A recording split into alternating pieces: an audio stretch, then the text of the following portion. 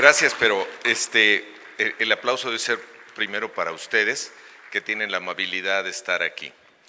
Y quiero iniciar dándole las gracias al comité organizador, al doctor Luis Moya, desde luego, y a ustedes y a este hermoso país. Yo empezaría con una pregunta. Más bien serían dos preguntas que quisiera presentarles a ustedes y que cualquiera de ustedes tuviera la amabilidad de decirme. En primer lugar, ¿qué entenderían por la calidad en la práctica médica? ¿Alguien que quisiera contribuir? Solo uno. Una atención y eficiente. Ok, muy bien. Aquí estamos utilizando un concepto en relación con eficiencia que tiene que ver con tiempo, oportunidad y eficiencia. Ok, ¿alguien más que quisiera decir qué representa para ustedes, qué idea tienen cuando se habla de calidad en la práctica médica? ¿Perdón? Pocos errores. Muy bien. ¿Alguien más? ¿No? Ahora yo les preguntaría, ¿qué expectativas tendrían ustedes de esta charla? ¿Qué se les ocurre?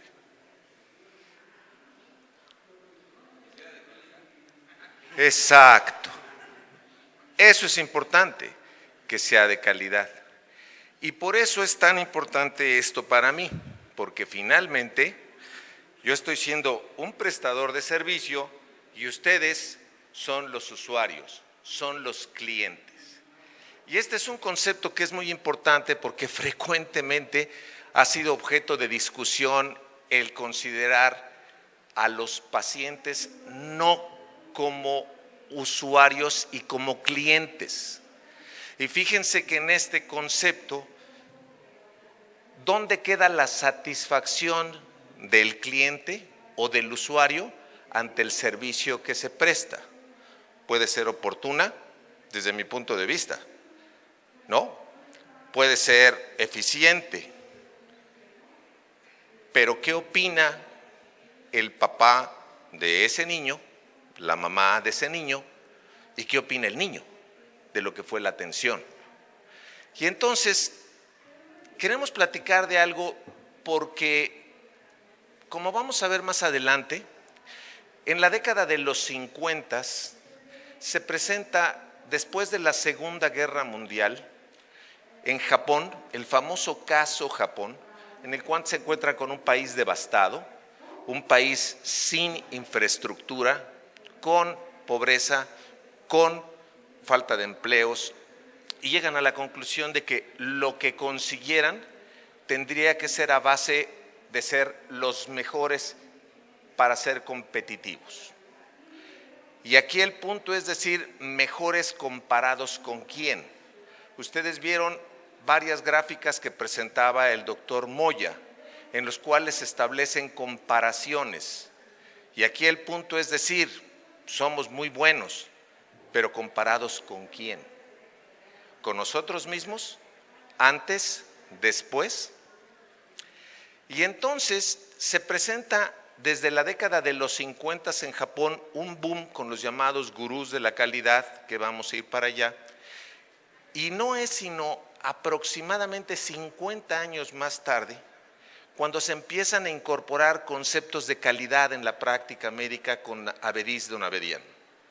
Frecuentemente se habla de que la década de los 70 en América Latina fue la década perdida en economía. En el caso de salud tuvimos no una década, sino aproximadamente 5 décadas. Y ustedes van a ver por qué me refiero a eso. ¿Con cuál avanzo? ¿Con esta? Ok. Algunos hitos en la historia que son muy interesantes. Es frecuente que se piense en Florence Nightingale como el baluarte de la enfermería.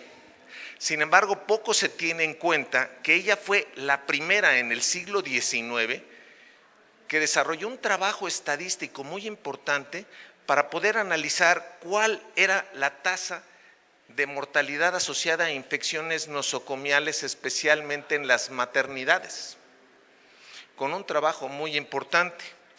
Después ustedes pueden ver ahí al doctor Ernest Codman. Él presenta esa publicación en 1918. Él hace una evaluación de hospitales en los Estados Unidos para poder comparar cuáles son algunos de los datos estadísticos básicos, como era simplemente tasas de mortalidad, qué tanto se le mueren a uno, qué tanto se le mueren a otro, y por qué se le mueren y quién es mejor para manejar una determinada patología. Y entonces aquí se incorporan esos conceptos que ustedes pueden ver. Uno es el poder ver el seguimiento del paciente hasta tener un resultado final. Esto es importante, cómo llega, pero cómo termina el proceso, incluyendo no solamente las estadísticas vitales, sino el concepto de satisfacción del usuario. Sí resolvieron mi problema de salud, pero además me sentí cobijado por una institución y me sentí acompañado en el proceso. ¿Alguno de ustedes ha tenido a un familiar hospitalizado y has llegado al ambiente absolutamente inhóspito y automáticamente de un hospital y empieza a buscar a quién conoce, ¿no? ¿Quién me puede ayudar? ¿Quién me puede facilitar con un determinado proceso? ¿Sabes a dónde voy? O sea, ese es algo que es un hecho. Entonces tenemos que verlo. La otra cosa que es fundamental, establecimiento de registros. Y fíjense ustedes que curiosamente el doctor Moya presentó varios códices en los cuales hay registros de actividades, de ideas, etcétera. Pero si nosotros no tenemos un registro de las actividades, ¿cómo? Hay un principio elemental en calidad que dice, lo que no se mide no se conoce y lo que no se conoce no se puede mejorar. Entonces, pues lo primero que tengo que saber yo es, sí, efectivamente, cuántos niños ingresaron a mi servicio.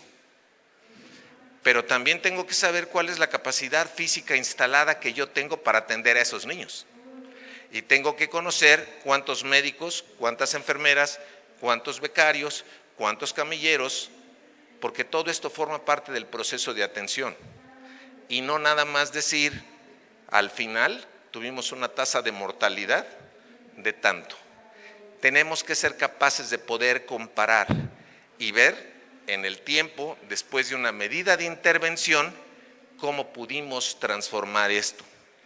Entonces, es muy importante que podamos avanzar con la creación de algunos estándares. Fíjense ustedes, en 1917 a 1918 se lleva a cabo una evaluación en 163 hospitales de los Estados Unidos para poder evaluar dos cosas. Uno es cómo se llevó a cabo la atención. Y segundo, utilizando el expediente clínico y las historias clínicas como un elemento auditable de lo que era ese proceso de calidad. Y esto es lo que vino a ser una calificación sobre cuáles podían ser los hospitales llamados escuela o hospitales universitarios, porque eran hospitales que realmente tenían la capacidad para poder producir esto. Entonces esto es importante porque después el Colegio de Cirujanos en Estados Unidos hace una verdadera organización para poder evaluar los procesos médicos y se empieza a hablar de un concepto, procesos, ¿sí? Algo que tiene un punto de entrada, es objeto de una transformación y tiene una salida. Esto puede ser la intubación de un niño, puede ser la consulta, puede ser una historia clínica, una nota preoperatoria, puede ser una nota de defunción, o puede ser inclusive el comunicarle el estado de salud a los familiares. Todos estos forman parte de procesos en la atención médica. Y esto nos lleva precisamente a que el Colegio de Cirujanos empiece a evaluar el expediente clínico como un documento oficial, con suma importancia. Y entonces se empiezan a generar algunas bases. Por ejemplo, en 1926 es ya el Congreso de los Estados Unidos, no los médicos, no los colegios médicos, los que empiezan a establecer cómo se lleva a cabo la certificación de los hospitales en los Estados Unidos. ¿A partir de qué? De su estructura, de sus procesos y de sus resultados. Eso es algo que viene más adelante. Se expande después el modelo a Australia, posteriormente a Canadá. Y fíjense ustedes, en el caso de México, se crea una subsecretaría de gestión de la calidad hasta el año 2000. Vean ustedes cuánto tiempo se tardó en crearse un modelo en México que permitiera la certificación de los servicios de salud, que es algo de lo que después les va a hablar la doctora Coronel. Entonces la pregunta es, bueno, ¿y cómo podíamos estar nosotros evaluando esa calidad? Decíamos, la Segunda Guerra Mundial y el caso de Japón los llevó al grado de ser tan competitivos que hoy día ellos, con los recursos naturales que tienen, son los líderes y que simple y sencillamente en tecnología ustedes pueden voltear a ver y son el prototipo. Altos estándares en calidad. ¿Y de qué se basa? Una cultura que está arraigada en toda la población. Entonces, ¿qué ocurre? Que tenemos que crear realmente una cultura de calidad. Ayer hablábamos con el doctor Moya, ¿no?, al respecto de eso, visitando el Hospital San Juan de Dios, y decir, ¿pero cómo vamos a implantarla? Pues sí, tiene que ser una cultura, algo que transforme la mentalidad de la gente. Ustedes van a ver que algunas de las personas, ya mencionaba el doctor Moya, al doctor Edward Deming, él se considera como el padre de la calidad total. Y vean ustedes que su observación era, hay que satisfacer al máximo al cliente. Y entonces empieza a hablarse de que no solamente basta con cumplir con los requisitos, de dar una atención oportuna y que sea eficiente, sino que también el cliente tenga satisfacción. ¿De acuerdo? Y vean ustedes ese esquema que es el que se llama el ciclo de Deming y que finalmente yo diría que en el acto médico es algo que hacemos. Decidimos qué hacer, o sea, planeamos, hacemos, verificamos y volvemos a actuar. Ayer en la noche con el doctor Moya, una residente se acercó con un niño con traumatismo craneoencefálico y le dijo, doctor, tengo este problema. Ok, vamos a tomar una gasometría. Se planea, se actúa, se ve el resultado, se evalúa y se indica una corrección para volver a evaluar. Y esto forma parte del acto médico, es decir, el estar continuamente evaluando. Crosby, muy interesante, porque él plantea una cosa que frecuentemente se dice, los problemas en una organización son los empleados. Y él dice, no, los problemas en la organización, y establece el que se llama el principio del pescado. El pescado, como las organizaciones, empiezan a descomponer desde la cabeza en adelante. Si tenemos malos trabajadores, es porque tenemos un mal proceso de selección. Y si tenemos un mal proceso de selección, es porque nuestro departamento de recursos humanos no tiene muy claro cuál es el perfil. Es decir, ¿por qué contratamos a quien no tenía las competencias para poder hacer ese trabajo? ¿Sí? Interesante, ¿no? Y hay una serie de elementos, ¿sí?, en los cuales nosotros vemos, por ejemplo, Ishikawa. Ishikawa es muy famoso porque él diseña un modelo, una herramienta de calidad que ustedes seguramente habrán escuchado, que es la famosa espina de pescado.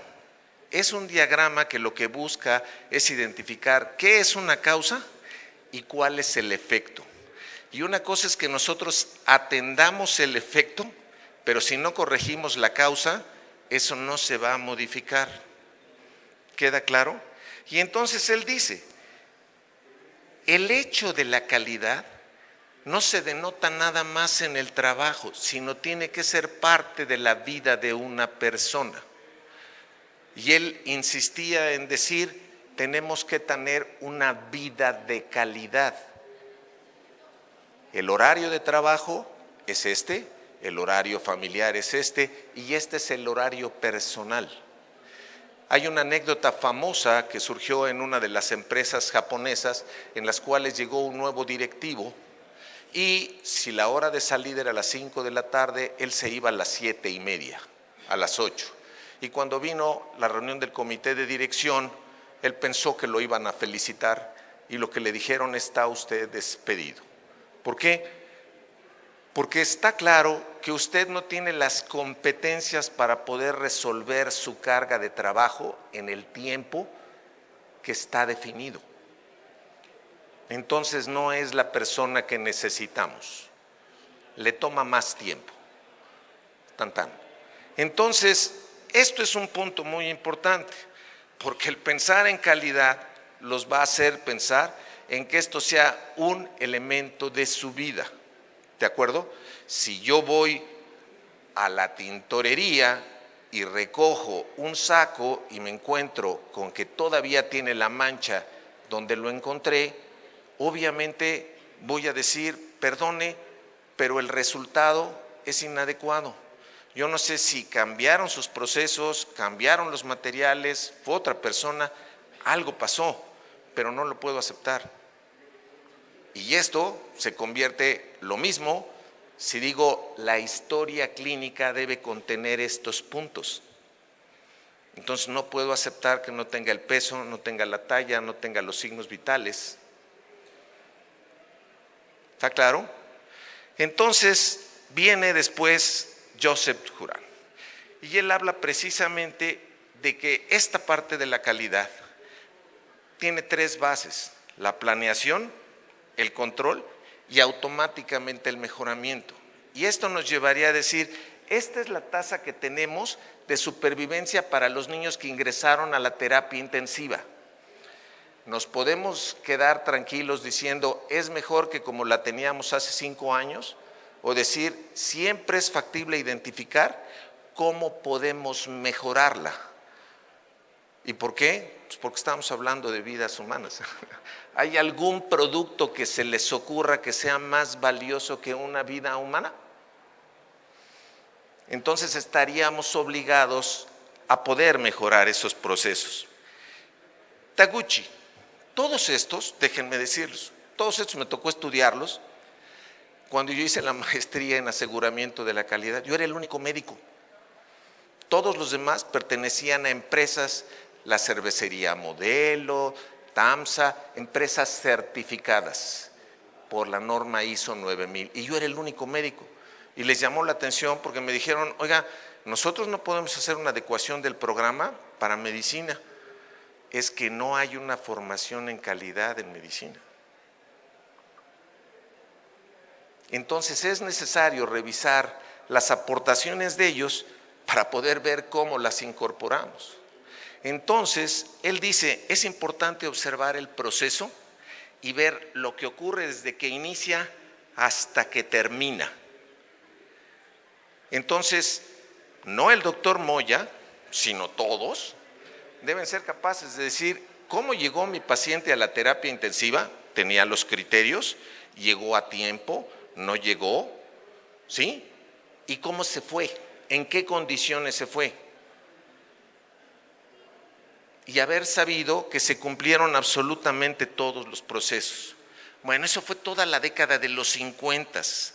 Viene en esa época el desarrollo de Toyota, Canon, Mitsubishi, Nikon, todas las empresas japonesas, los 50. Y viene la reconstrucción del Japón. Y vean hasta cuándo aparecen trabajos de alguien que empieza a trabajar con calidad en medicina. Es Abediz Donabedian. Y él define que la calidad como los logros de los mayores beneficios posibles de la atención con los menores riesgos para el paciente. Y entonces fíjense que él incorpora dos cosas. Sí, la atención técnica, y yo creo que a ustedes les habrá tocado, que hay una persona que puede ser extraordinario en el quirófano, pero es un verdadero patán en la forma como maneja a los residentes y, lo que es peor, a los pacientes y a los familiares. Entonces, simple y sencillamente, eso no va a poder ser aceptado como un proceso de calidad. Y entonces, él dice que hay, muy importante, 3 dimensiones: estructura, que vamos a ir adelante, procesos y resultados. Y ese es el famoso modelo de Donavedian. Y entonces, en esa publicación que ustedes ven, él habla de cuáles son la forma como yo puedo evaluar la estructura. ¿Y qué es la estructura? Pues es todo lo tangible: área física, recursos humanos, recursos materiales y recursos financieros, porque permítanme decirles que cualquier iniciativa que no venga acompañada de un presupuesto se llama demagogia, y eso no es una adecuada planeación. Si ustedes no saben cuánto va a costar, no lo van a poder implementar. ¿Cuántas personas van a tener que participar? ¿Cuál es el instrumental? ¿Cuál es el equipamiento? No lo van a conseguir. Simplemente yo les preguntaría cuántos en sus hospitales, y no levanten la mano, tienen identificadas las 10 principales causas motivo de atención o en su servicio, y tienen las guías clínicas, ¿sí?, para dar atención a eso, no las del Colegio Británico, sino las guías que operan, porque allá me pueden decir que puedo utilizar dicloxacilina, pero yo no tengo dicloxacilina aquí. ¿Cuál es el esquema primario con el que voy a tratar una neumonía de adquisición comunitaria? ¿Con qué voy a iniciar el tratamiento de una neumonía de adquisición intrahospitalaria? ¿Cuántos? Y hay otra norma elemental: nadie hace lo que no conoce y lo que no practica. Entonces queda claro que tengo que tener la estructura, tengo que tener los procesos, es decir, que los médicos y los proveedores sean capaces de proporcionar en esa interacción con el paciente el qué voy a hacer. Entonces recuerden, en el cuadro que presentaba el doctor Moya, el qué, el quién, el cuándo, en dónde, sí, pero también con qué. Si no tengo los recursos materiales, ojo, y la capacidad física instalada es un factor fundamental, porque solo en situaciones de emergencia podemos acostar a los niños tirados en el piso y pretender que eso no va a tener un impacto. ¿De acuerdo? Y finalmente el resultado.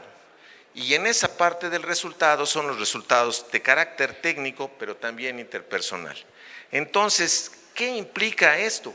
Yo les diría, en esa parte de calidad, 1, cumplimiento de los requisitos, y 2, satisfacción del cliente o usuario.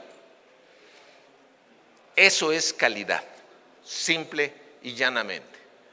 Ayer tuvimos la oportunidad de ir a un restaurante, buena la comida, muy bueno, pero lo especial, un servicio extraordinario.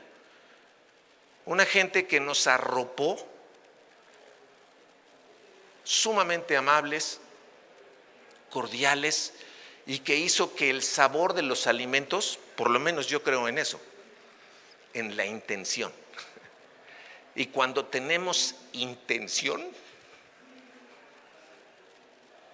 cambia. Y los pacientes lo notan. Siéntese y dígame, por favor, en qué le puedo servir. Esta parte, entonces, es fundamental. tenemos que tener muy claro, todos en la organización, cuáles son los objetivos y cuáles son los estándares. Aquí es muy fácil. ¿Ustedes recuerdan Alicia en el País de las Maravillas? ¿Recuerdan esa escena cuando de repente llega a una encrucijada y hay varios caminos y aparece el gato Cheshire y le pregunta, oye, ¿qué camino debo de tomar? Y entonces el gato le pregunta, ¿a dónde quieres llegar? Y ella dice, no sé. Y entonces le contesta, cuando no sabes a dónde quieres llegar, cualquier camino que tomes es el bueno. En la práctica médica no puede ser así. Tenemos que decir, nuestra meta es reducir la tasa de mortalidad y lo vamos a conseguir a base de esto, esto y esto. Pero lo tengo que medir, ¿de acuerdo? Todo el mundo en la organización lo tiene que saber. En alguna ocasión nos tocó saber soy auditor de ISO 9000 y en algún momento se estaba planeando una auditoría para una empresa muy importante. Pero el único problema es que estaba planeado a las 9 de la mañana, dieron las 9:15, las 9:30, las 10 y no había nada. Entonces comunicaron al hotel para preguntar qué era lo que había pasado. Dijeron, oye, ¿a qué hora va a empezar la auditoría? Le dijeron, no, ya empezó. ¿Pero cómo? Sí, llegamos y le preguntamos al vigilante si conocía cuál era la misión y la visión de la organización y no supo. Entonces, ellos también son parte de la organización. Yo ayer estuve en un hospital y vi que tienen una misión y una visión. Y la pregunta, ¿es un eslogan o lo conocen y lo viven todas las personas que trabajan en esa institución? ¿Sí? Entonces, pues nosotros tenemos que estar evaluando cómo está esa estructura, que ya dijimos. Y aquí quiero hacer énfasis en una cosa. Las normas y guías clínicas, por Dios, hay que incorporar al equipo técnico de la organización en la construcción de esto, que las sientan suyas, que participen, que hagan el ejercicio de investigación y no nada más darles el link donde lo pueden buscar y decir, aquí está tu manual para los próximos 3 años, es el Tratado de Pediatría de Nelson. Ahí cuando lo termines, si tienes duda, me vienes a ver. No puede ser. Y entonces tiene que ser muy claro, de acuerdo a las necesidades que tenemos. ¿Cómo tendrán que ser en el personal, en el aspecto de procesos y cómo tendrán que ser en los aspectos de resultados? Entonces, el monitoreo de los indicadores son fundamentales y hay algunos de los indicadores que son elementales, pero todos lo tienen que conocer. Al terminar esta plática yo voy a tomar a 2 de los residentes del doctor Moya y les voy a preguntar, por ejemplo, si ellos saben cuál es la tasa de mortalidad bruta que tienen en su servicio y cuál es la tasa de mortalidad neta y que me digan las 10 principales causas motivo de atención. Y de no ser así, el doctor Moya me va a tener que invitar una cerveza Gallo y voy a tener que regresar para dar un seminario con ustedes, lo cual va a ser un placer. Pero estos son solo algunos de los criterios que más adelante la doctora Coronel les va a mencionar, pero que tenemos que tener identificados. Esto en el ámbito de consulta externa. ¿Cuántas consultas se dan por consultorio? ¿Cuál es el tiempo dedicado a esa consulta? En el Seguro Social, en mi institución, allá en México, hay consultorios que tienen 35, 40 consultas en un horario de 8 horas. Y están atendiendo hipertensión, diabetes, o sea, cáncer. ¿Va a ser posible? Tiempo de espera en consulta externa, tiempo de espera en urgencias. ¿Cuánto tiempo nos tardamos en atender una urgencia calificada?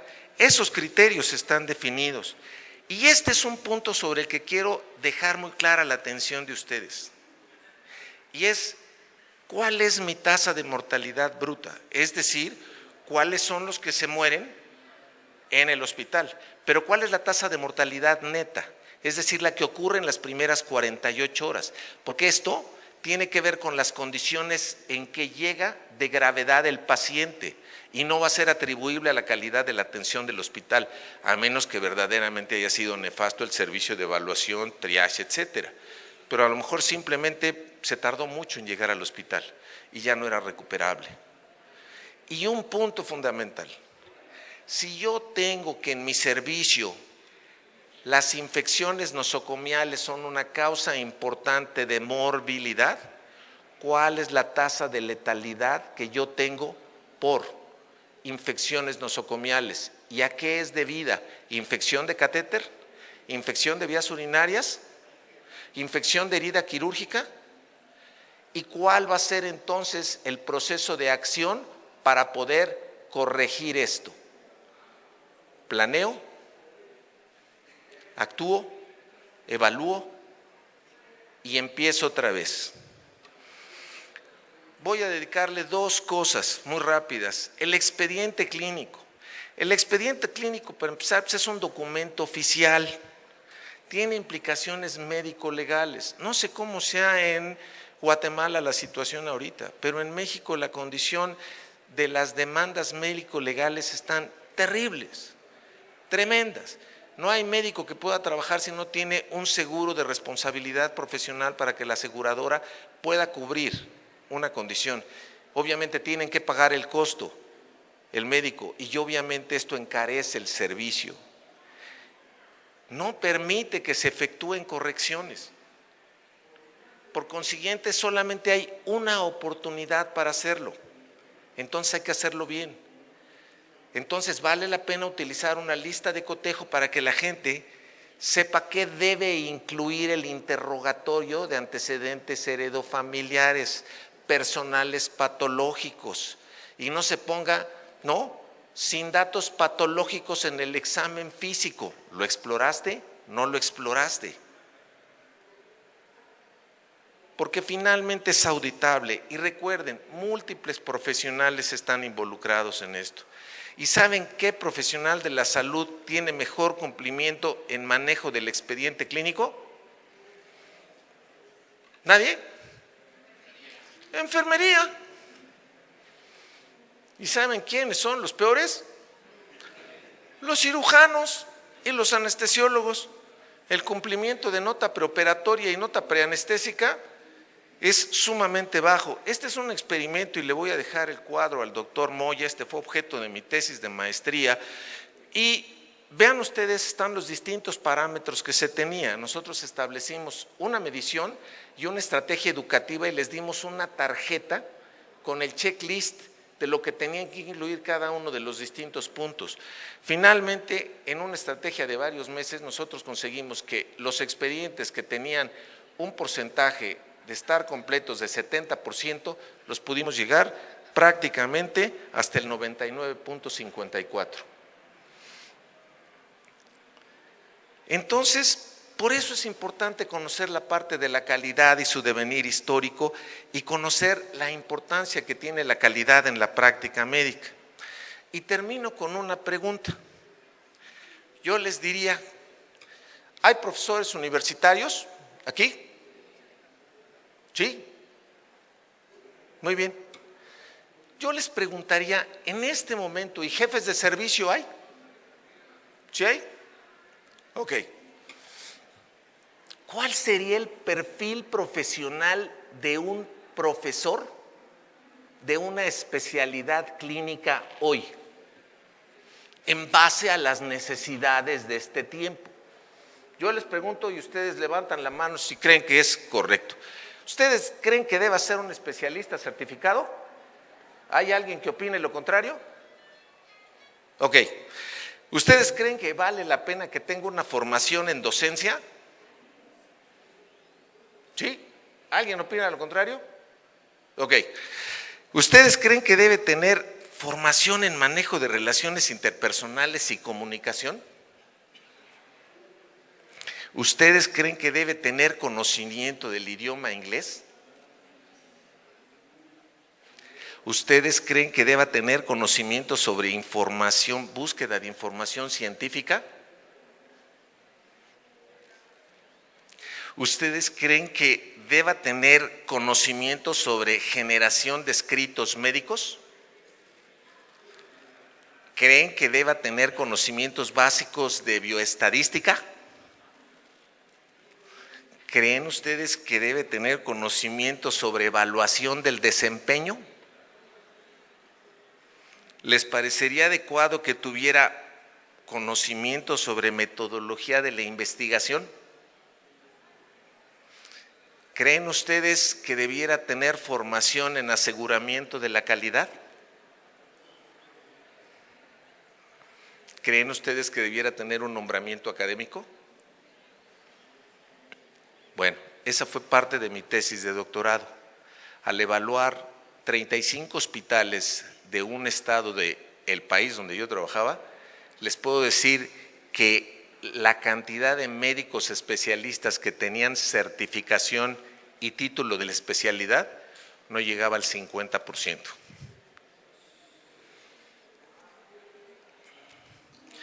Finalmente, entonces, y yo lo que quisiera dejarles a ustedes es esta parte. Se habla de que tenemos que desarrollar competencias. Y las competencias no solamente es los aspectos técnicos, es el qué hacer y la parte del conocimiento, la técnica para efectuarlo, sino también los valores de lo que esto representa. Y decirles nuevamente,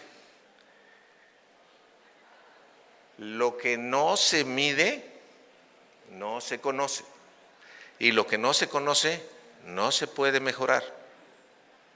Y yo les preguntaría ahora a ustedes, ¿sienten que esta plática cumplió los requisitos de lo que ustedes esperaban para ella?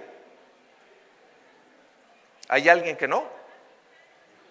Pues entonces, ahora sí, yo les doy las gracias porque ustedes cumplimos con los objetivos y alcanzamos la satisfacción del usuario.